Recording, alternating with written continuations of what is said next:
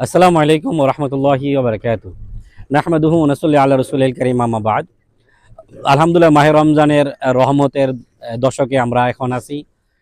মিশরের যে আহ, ঐতিহ্যবাহী যে কেলা দুর্গ, এই দুর্গর পাশে আমরা ভূমধ্য সাগরে আছি। ভূমধ্য সাগরের একটা পাশ দিয়ে আমরা নৌকা দিয়ে আমরা আহ, ভ্রমণ করতেছি।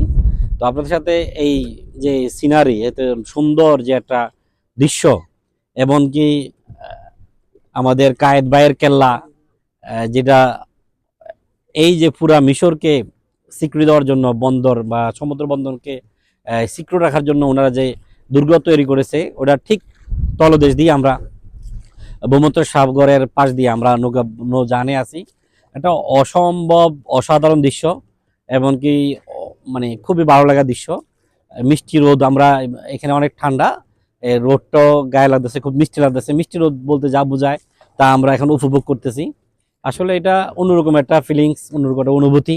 আমি বলবো যাদের সুযোগ হয় আমরা অবশ্যই মিশর সফর করব। মিশরটা অনেক কিছু দেখার বিষয় আছে, ইসলামিক ঐতিহ্যর অনেক কিছু এখানে রয়েছে।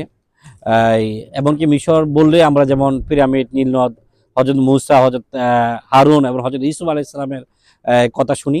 আসলে বাস্তব। সাথে সাথে এখানে অনেক বড় বড় আল্লাহওয়ালারা আছেন, দুজন সাহাবী এখানে আছেন, ওনাদের মাকবারা আছে, জিয়ারত করার সৌভাগ্য হবে।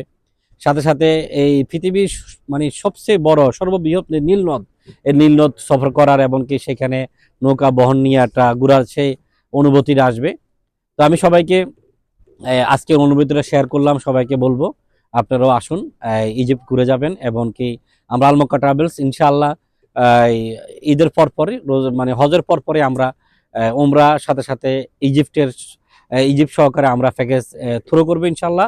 সকলকে ওই প্যাকেজের মধ্যে অন্তর্ভুক্ত হওয়ার জন্য আহ্বান জানিয়ে আজকে এ পর্যন্ত। ওমা তৌফিক ইল্লা বিল্লাহ।